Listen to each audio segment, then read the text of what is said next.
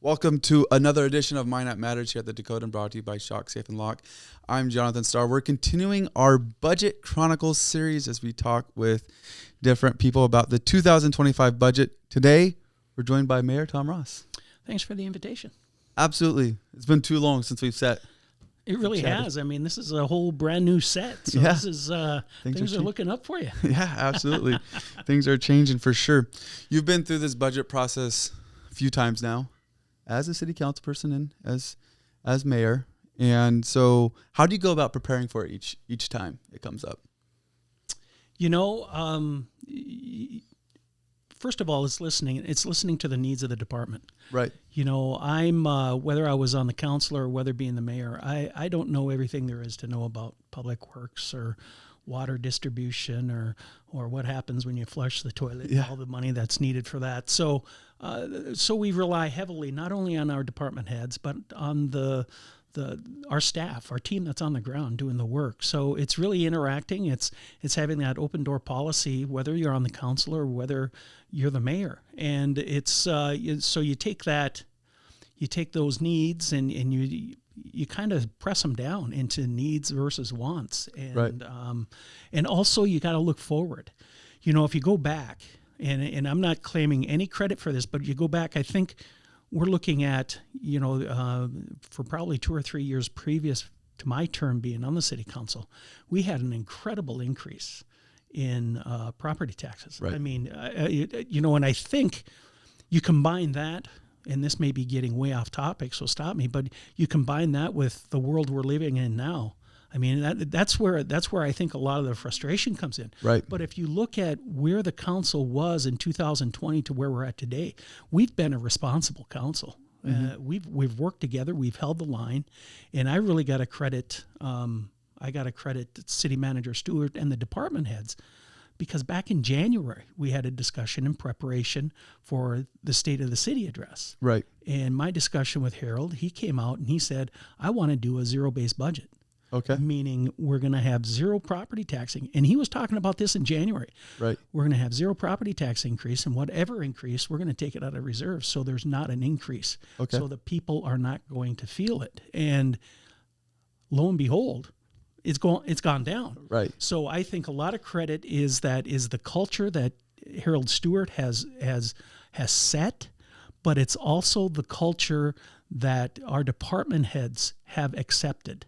Right. And they've gone into their budget with sharpened pencils, and they came back with a budget that I'm very happy with. That's exciting to hear. So what is it like, or how active are you when you go through those budget tours and you're looking at these different departments and you're hearing them? And obviously you just mentioned it's a lot of listening, but are you going through, not that you should be or that you should be, I have no idea, but are you going through each line item with them, or are you just understanding what their needs are and how the department has been performing and things like that? Yeah, you know, we get the budget after Harold does his presentation. Yeah. And then I kind of go back and I do the comparison. You know, my personal thing, I don't go line for line. I don't go, Right. you know, employee. It's you know, that's micromanagement. I take a bigger picture look at it. I look at you know, if it's salaries, I look at that. Or if it's, you know, maintenance, I look at that. Utilities, I look at that. And if there are anomalies, right? If there's, you know, if something's jumping double digits percentage wise, and if it's jumping, you know, 70 to 80, 90, 100,000, those are things I question. Right. Why is that? You know, and that's when, you know, you have the opportunity to visit with the department heads one-on-one and ask those questions. Right. And get those answers. Absolutely. And right now, you guys are having a unique situation with council. It happens every 2 years where there's the potential for new people on council, and there's people that have to be brought up to speed, perhaps, with all that transition. How have you felt like that part has been going, just in terms of the budget? This year, and I'm not afraid to say it, this year, more so than any other year that I've been involved with the council or the mayor, this has been the most comprehensive, and I said this at the budget meeting, this has been the most comprehensive, in-depth look at the budget that I've ever experienced. And once again, that goes back, that's that, everybody talks about the 5-hour council meeting, the marathon council meeting. But yes, it was long. Yeah. But every word that was spoken at that meeting needed to be said. Yeah. And it really gave, it was an opportunity for the new council members to get an education that probably took me 2 years to learn. Right. And they got it right up front. So I think that was, the process so far has exceeded all my expectations. That's exciting. Yeah. It's interesting. And stuff has been said during the campaign season about the long council meetings.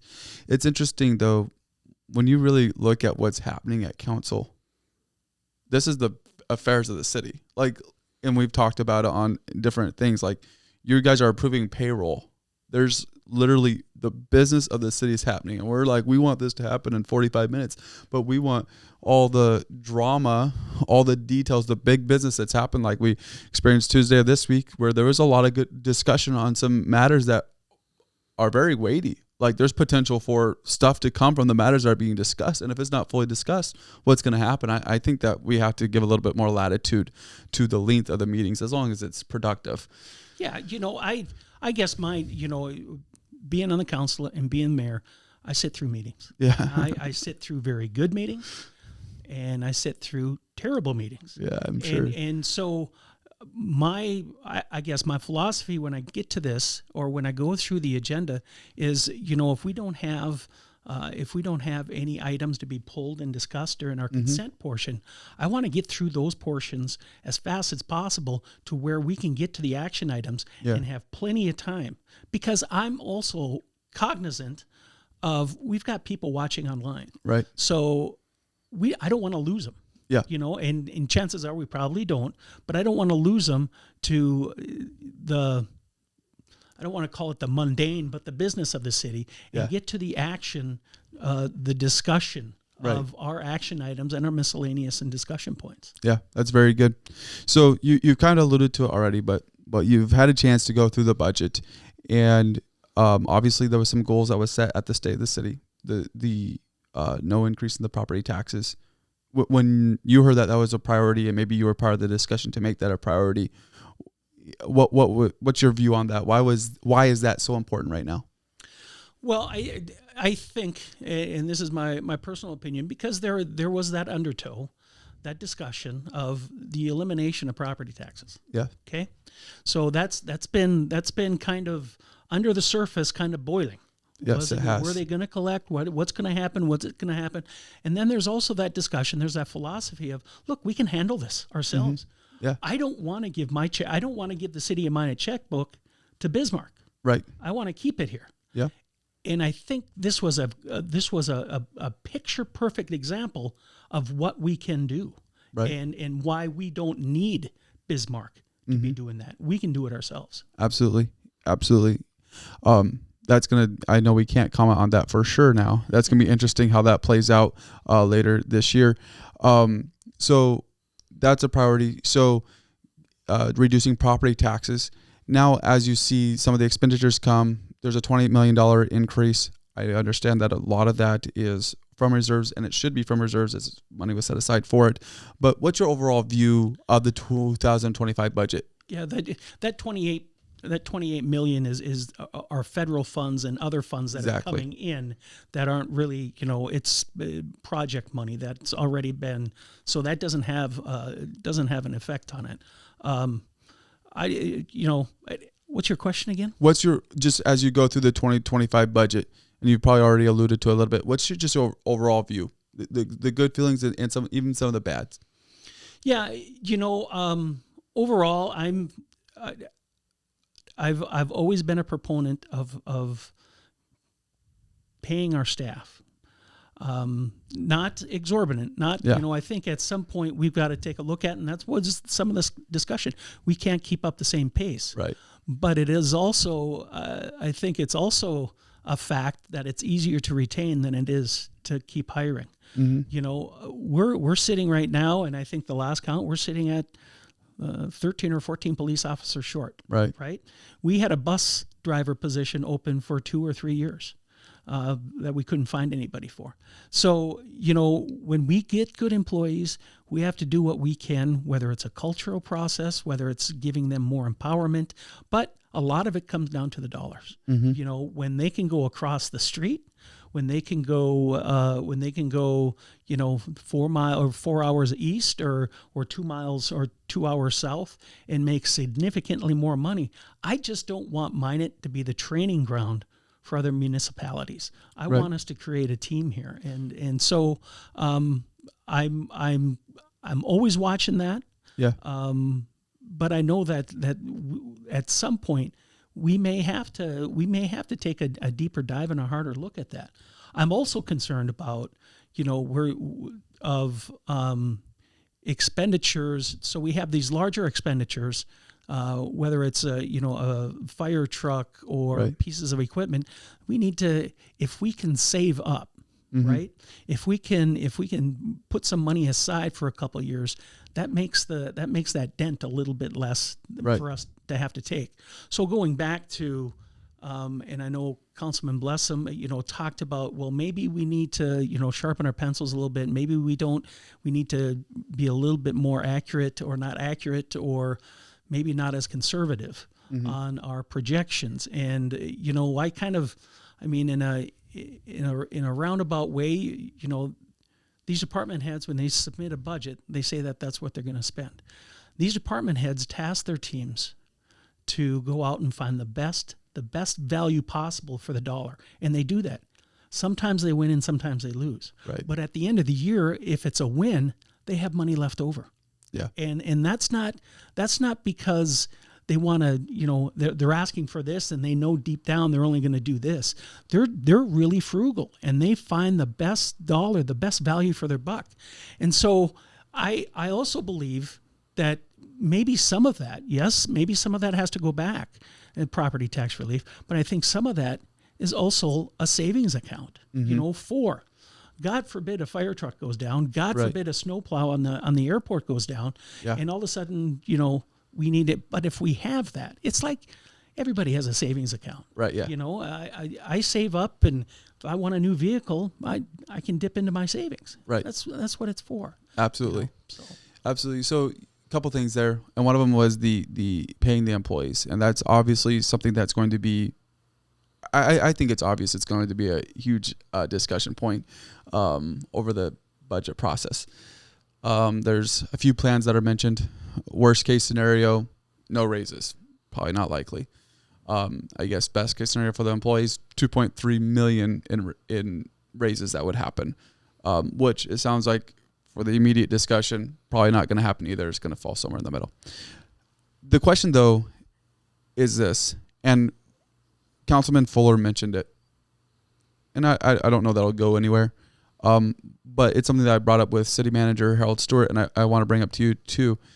Do you feel that there is an opportunity to switch from this step-based program where an employee has 17 steps, or maybe it gets switched down to 10 steps, or however it works, but basically they are paid based off of their time with the city, switching from that to a system that is more based on their performance on an annual review type of system?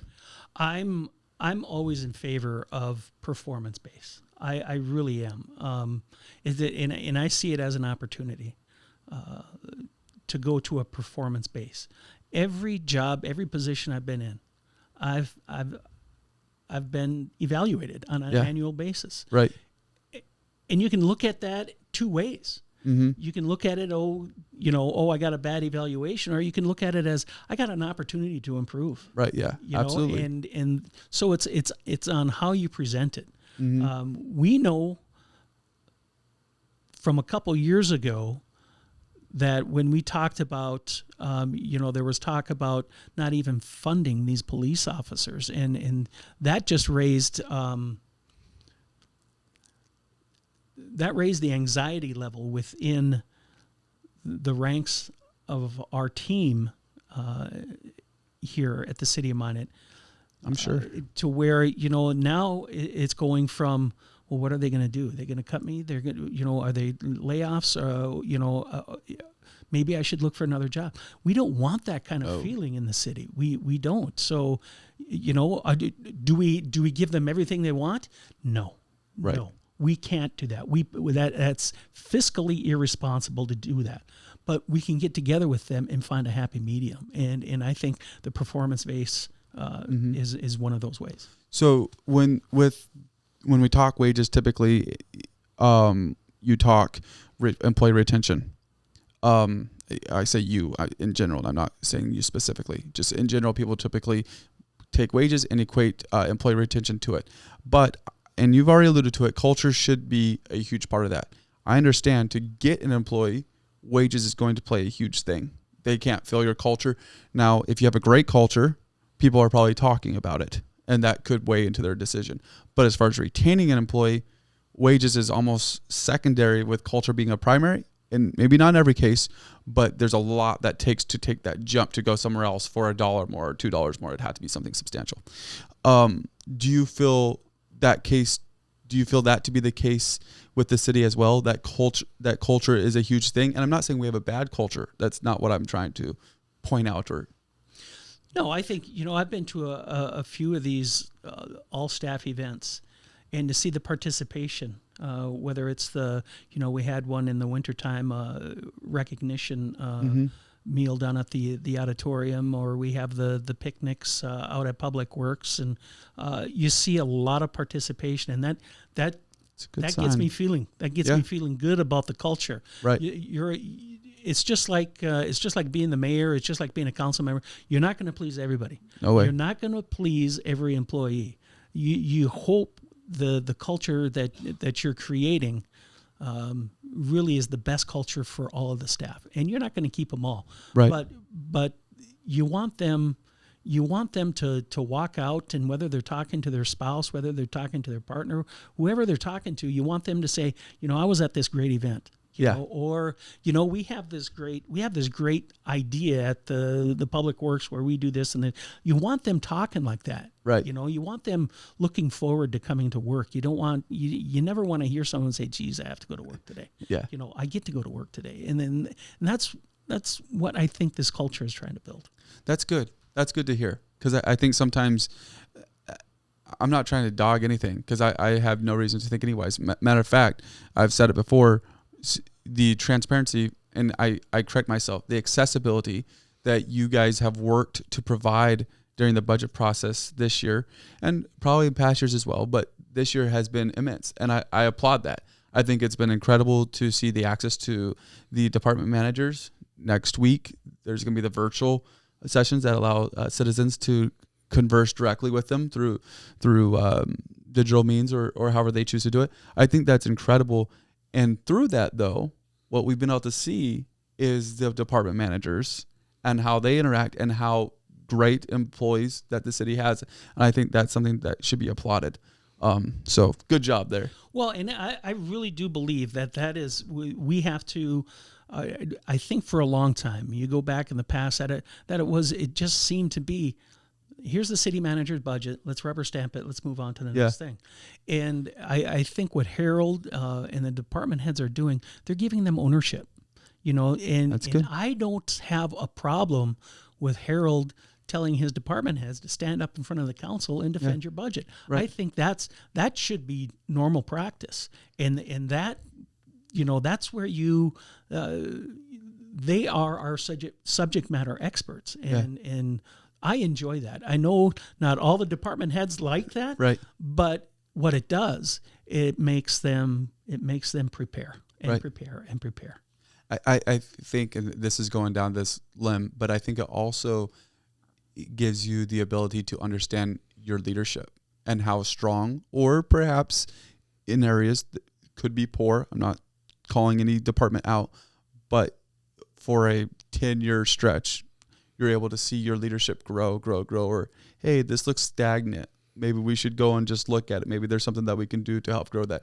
From a city council perspective, which you guys don't have it on the daily. You don't get to see those views on the daily that city manager gets to see. So I think that's very good. I want to jump over to some of the things that was proposed in this budget, and that was the zero-based budget approach and the multiple year approach. And those were two principles that were used in creating this budget. Of course, the zero-based budget made every department start at zero rather than just going and using last year's number. They had to justify every single number that they included in the budget. And then the multi-year approach to the budget had them be looking at not only 2025 but 2026, so that way things weren't being cut out that actually were going to be needed long term. Do you think using these principles over time is going to be beneficial for the city? 100%. I can't. The approach has been by having them build it from zero again really makes them dig deep. It really, to me, it turns that budget. It gives that budget, the specific different departments' budget. It gives their department head and that staff ownership of that budget because they're all involved in it. Yeah. The department head will task somebody with, hey, find this out. Okay, we're putting this budget together. Help me find these numbers. Let's put these numbers together.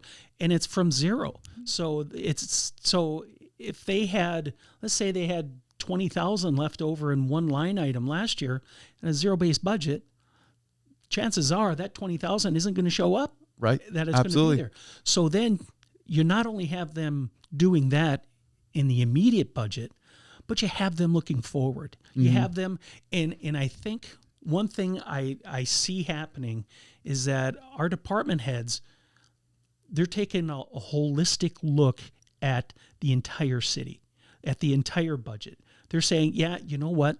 I didn't get everything I wanted. Mm-hmm. Or everything I needed in this budget. Yeah. But you know what? That department, they have more of a need. Right. So maybe next year I can do this, and they're taking a whole look, a 360-degree look at the entire brand of the city. And that excites me for the future. Right. That is. It's one of those things that it's like you're almost surprised when you hear it come up like, oh, and I say surprised because you feel like, oh, it should have already been implemented. But then you're also like, maybe I understand why it wasn't being implemented, but why wasn't it being? This is so simple, and you can see the immediate value in it. It's going to be, I think it's going to be one of those huge things for the city. One of the things that came up at your guys' special budget meeting was the federal funding for a bus. And it was an interesting discussion because we get to see firsthand how federal funding affects the process. Basically, it comes down to if we want federal funding, we can't buy a diesel bus, most likely. It would have to be a hybrid or an electric bus, higher price, but we could receive up to 85% grant to help reduce that cost. Of course, there's the string attached, got to use that bus, etc. Right? What are your feelings, not on the bus, but in the general, as we're putting together these budgets and we get those federal grants for certain things and it begins to control little things in our city? Is that something that, how much of that should be taken into account as we look at those grants? We're coming off and we're smack dab in the middle of, the $75 million that's helping protect our city. Right. That's helping protect the Souris River Basin. So we're in the middle of that. And so, there's some strings attached, but we're talking about $1 billion program. Mm-hmm. There are several strings that could be attached to that are probably attached to that, in the green spaces where all these homes were removed. You can't have buildings there anymore. Yeah, okay. Yeah. But that, to me, you can look at it like, oh, that's a string from the federal government. But you can also look at it as that's an opportunity to do something different. Right. Yeah. To take a different look at what can we create down there. So that's that. As far as the bus goes, Brian Horenka, he's wonderful at what he does. Yeah. He and I think he said it good. It's one of those things. Washington, they're pressing for this. They're pressing for, fewer emissions and trying to find more green opportunities. And whether you like it or not, it's coming down the pipe. And we could buy a bus for $700,000. A new diesel bus for $700,000, or we can try a hybrid that is probably going to cost us maybe $200,000 or $300,000. Okay. Now, we all know electric vehicles in North Dakota are not, so we're not changing over the whole fleet. Right. And it's a hybrid. So chances are we're going to be using the diesel a heck of a lot more than we're going to be using the electric on it. And the only string that, according to Brian, the only string attached is we got to keep it for 15 years. Right. We got to run it for 15 years. If we give it back, then we have to give back some of the money. To me, that's maybe not a string as it is a thread. Yeah. And it's always going to happen. I think, we're, as a council, we're taking a closer look at some of those. Right. But I don't see it fully controlling what we do. That's good. Do you think, and this is speculation, gotta love a good speculative question. Do you think that going to a hybrid bus, I know nothing about cars, right? Like, I get in mine, I push a button and it starts. Most of the time, and if it doesn't, then I have to call somebody. But do you think that switching to a hybrid bus is going to cause, or has Brian Harinka looked into it? Is it going to cause any problems on the mechanical side, the maintenance side, things like that? Is it going to be easy to be serviced in this area, or if there's a major service with that portion of it, it doesn't mean we have to go to Minneapolis? Those are some of the questions that come to my mind with it, I'm tying that question back to that being a federal problem, because if we stuck with diesel, we know what the outlook is for that bus. Do you foresee anything like that, or have you heard any questions like that in some of the discussions that you have had? No, I haven't. I haven't asked about it. Yeah. And the transportation portion, the budget of that, a majority share of that budget does not fall on the shoulders. And, right, it doesn't. You can say it. Taxes are taxes, whether they're federal or local, they're taxes. I get that. But if it's not attached to that end of the year bill that you get from the county, it's a lot easier to manage than it is coming from the federal government. So we have a program that the majority of it is coming from either state or federal, and that the potential for that to increase because of our MPO designation, or our entitlement city designation. Yep. That percentage can even go up. Yeah, we've looked at the things that are in the budget. Let's take a look at a couple things that are not in the budget. We'll kick it off with something glaring that sticks out at you as you go through the budget. The funding for wayfinding signs was cut. I'm going to ask you this first. This is a reaction one. Were you surprised by when the City of Minot engagement director put out on social media that we were putting up wayfinding signs in Minot? Just a ho-hum post on a Friday. Whatever. Work going on around town. Good post. It blew up.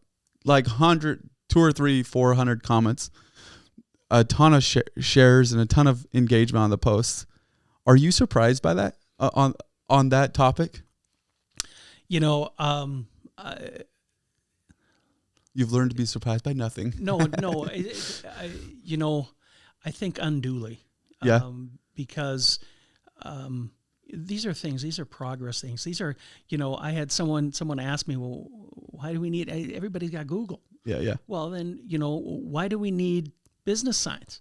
Right. Why do we need any fair. Signage in Minot if we've got Google? Yeah. Now, on the other hand, you're not supposed to be on your phone when you're driving. Yeah. And also these signs, hey, look, I know where Corbett Field is. Yeah. I know where the auditorium is. Yep. But someone coming to Minot may not know that. Yep. And it's one of those enhancements that, came from economic development, sales tax dollars that, a good portion of that comes from outside the city limits. Yeah. So it's really, and I think it's a beautiful enhancement. I really like it. and I see that because, we've taken some criticism. Yeah. We've taken some heat. But I also see it, once again, I'm an opportunity guy. I see it as an opportunity to sit down and have a discussion about it. Right. Not a heated, not a, you Yeah. guys are idiots type of discussion. I'll sit down and I'll talk to anybody about it if it's going to be a respectful discussion and we exchange the ideas. Now, is that right? Maybe somebody's got a better idea for this. Right. Now, I didn't track it as closely. You'll know better than me. Were there 2 or 3, 400 people that showed up at city council during that time when you guys were talking about it, and change could have been enacted? You know what I mean? When it's being presented as an action item and people have an opportunity to make their public comments, was there 300 or 400 people showing up to city council during that time? To be honest with you, I don't recall. Yeah. Were there? I don't know. No, I heard that there was discussion on it, but not to that level. And I think that's an interesting thing is why not be better? But that is also, so you look at the way council meetings are run, you look at the way the business of the city, it's changed dramatically in the last 10 years. Yeah, it has. Dramatically in the last 10 years. The access has changed dramatically in the last 10 years. More people are watching online. Right. We're starting to slowly get more and more people at council meetings, but there's more engagement electronically and digitally than there ever has been before.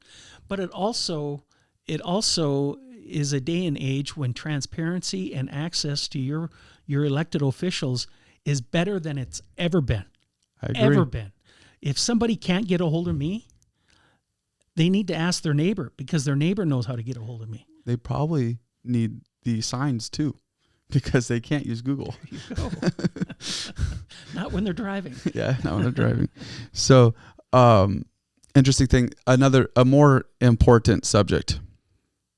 Legacy City Hall. Obviously, there's the long term right now. It's not an official plan, but the unofficial plan for it is to be used as the police department down the road, or be remodeled and transformed into a full functioning police department. Obviously, no funds received in the 2025 budget, and I believe in the 2024 budget there was minimal funds received for it. I would say, why is there no funds? But I know the answer to that. There's no plan. So I think my question is this. How long do you think it's going to go before we kind of begin to form that plan? Is this something that's going to be taken care of in 2025?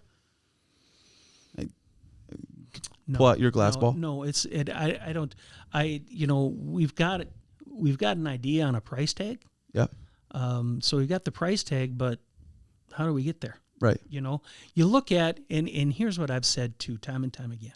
We've got this $1 billion flood protection projects going on. Yep. And we've got so much of our local dollars going to get this to the finish line. Right. And we do need to get this to the finish line.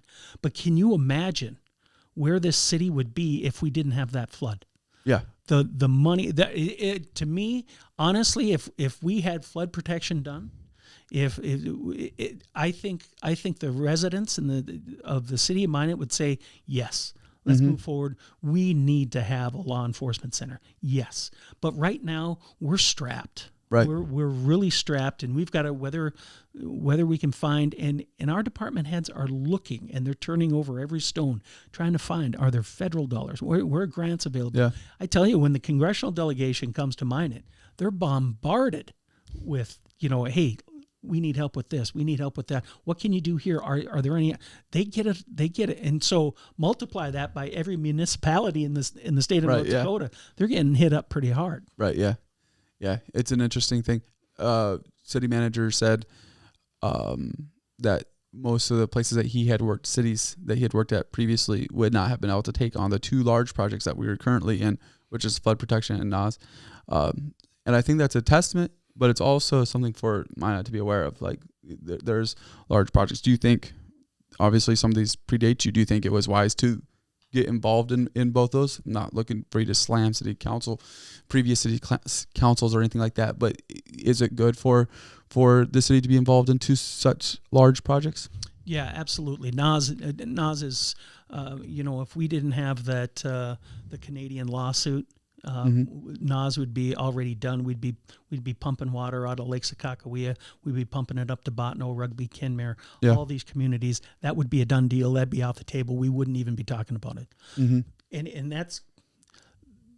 So talking about NAS and even talking about flood control, one thing that I've been talking about with the team at the City of Minot is how Minot really needs to work together with these other communities and take a regional look at some of these things. We did it with NAS, right? Or we're doing it with NAS. And in NAS, they're telling us that we could have water from Sakakawea in 2025. Oh, that's huge. Yeah. And that's really getting it to the finish line. We got to pay for it for a few more years, but that payment is not totally on the back of the residents of Minot. So that's good news. Flood control, yes, it's a Souris Basin flood control project. We need that, right. And I know there's been talk about, and we need that. And let me preface that or follow that up by saying this community is fatigued with flood control. Yeah. We are fatigued. We want it to get done. Yeah. And there are nobody who wants it done faster than myself, the department heads that have their hands in it directly, along with the legislators. They want to get it to the finish line as fast as possible, which at the last legislative session, you saw them fast tracking and giving us more money with the legislative intent for the future to show these new legislators, this is why we did this. Right. And this is why you need to keep doing this. Yeah. And there's even, there's even talk about maybe there's something else in the next session that we can do to get it to the finish line. And so you get all of these things done. And our future is so flippin' bright. It's amazing. I believe that. So flood protection for a minute. I'm going to ask an off-the-cuff question. Do sometimes purchases become more accepted because it has to do with flood protection? I'll bring up a recent example of the Kemper Addition property. Okay, that was a protection over 100-year flood plus. There was other alternatives that could have been taken care of, and probably even down the road. And apparently, while it may have been mentioned, it wasn't that much of a priority on flood control. Otherwise, there would have already been conversations had specifically about that property that would have been more evident. So don't need to go. I guess I threw a lot of stones there. So if there's something that needs to be addressed, address it. But I'm not trying to get into the middle of that conversation specifically. It just felt with that situation that when it became flood control, easier to get through. We understand we got to protect our city. Does sometimes it become easier to spend money? I understand we get state grants and all that, but easier to spend money when it comes down when it's flood control, flood protection. No, I think that's a perfect example of the team that is tasked with designing flood control, finding another option. Did it smell right? And I said this at that meeting. It doesn't smell right. It almost looks like the right hand wasn't talking to the left hand. But you've got a gentleman there who is the foremost expert in designing, in his team, Ryan Ackerman. Yeah. You've got him who is not only he sits on the Souris River Joint Board, but he is also a businessman in Minot. So he's frugal. Yeah. He doesn't want to. So he's looking at that. He's looking at that as they were looking at that as an option. And if you can spend, and all of a sudden you're spending, $900,000 with $300,000 coming from the city of Minot. Yep. You're spending $300,000 to save anywhere between $13 and $40 million. Right. I don't know a businessman in this world that would say, I wouldn't take that, Right. And going back, I remember from growing up in Minot, my dad built dikes during the 69 flood and the flood of the 70s. And they did this flood control project that was the godsend. Yeah. Was going to save the world. It was going to save Minot. And I remember, whether I was a reporter or even before that, us lobbying our congressional delegation and saying, hey, look, we're done with floods. Why do we need flood insurance? And we pressed and pressed and pressed for them to get rid of the flood insurance restriction. It finally happened. They lifted it. So a lot of people dropped it. Right. They said that was there are no more floods. They were saying back in 76, 77, Right. 78. They were saying no more floods. There sure was one. Look what happens. Yeah, exactly. So let's get this to the finish line and let's keep looking forward. Okay. $20 million increase in the budget. I had this in my questions. You kind of addressed it a little bit earlier. Some of it's expected and paid for by the reserves. By money. When I say reserves, it's money that's been set aside specifically for the line items that are in that $28 million increase. Is this budget increase of a concern to you at all? No, just flat out no. That's not a it's spoken for and explained for and it's paid for. Yep, that's fair. And it's not coming at a cost to the taxpayers. Right, that's good. Well, and we mentioned at the beginning, but again, right around $28 million was the property tax request this year, same amount as on the last budget, and that again there should be some commendation that goes out for that. That being a priority for the taxpayers, and there's potential, who knows how it'll play out, but potential that it could decrease a little bit even more with the continuing conversations. Obviously, it won't increase. Yeah. Just going back on that budget, in talking about, the credit to our department heads once again into Harold, everybody knows. Everybody sees it at their home. Prices are going up. Oh, man. Groceries are going up. Utilities are going up. Everything, the cost of doing business is going up.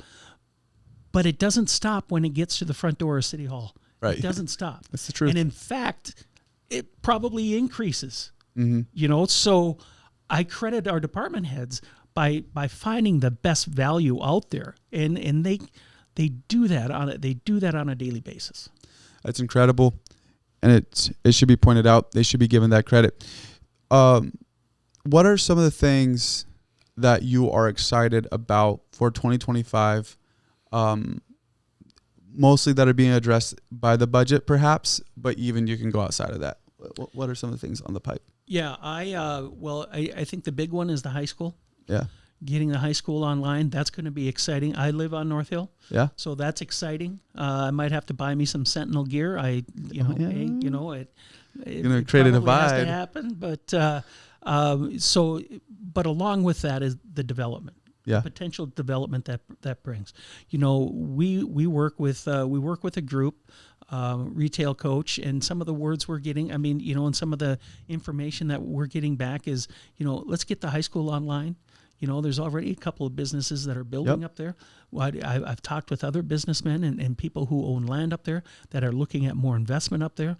And that's something that we have desperately wanted on the north side of town. Yeah. We really have. And I think I think the high school up there, you got the hotel. I think all of that is going to play a base into creating more opportunity on that end of town. So I'm looking forward to that. I'm looking forward to additional growth in the southwest part of town. I'm looking forward to, how the preparations are going with the Sentinel project on the Minot Air Force Base. We're ramping that up. We've been talking with the other communities. We're putting another kind of so-called task force together to help us prepare for that. And we've got some strategies out there that I think that are exciting. So we have a lot to be excited for in the city of Minot. I'm excited for the new high school going online, all that development, because I also live on North Hill. But I guess I'll be asking that let my property value go up, but don't assess any higher. Can you make that happen? Man, I would be the Pope if I could make that happen. Yeah, I'm sure you would be. There'd be white smoke coming out of a chimney for sure if I could make that happen. But it's good stuff. Yeah, really appreciate you coming on, talking about the budget. Always a thrilling topic. So appreciate you making time for that. Thank you so much. And hey, I'm just a phone call away. Absolutely. Thank you for watching this episode of Minot Matters here at the Dakotan, brought to you by Shock, Safe, and Lock, where we are going down the budget chronicles, looking at the Minot City budget. We'll also be looking at a couple other budgets that have an effect on your pocketbook. Be sure to follow us on Facebook, like and subscribe on YouTube, become part of the Dakotan community. Thank you for watching this. Have a great day.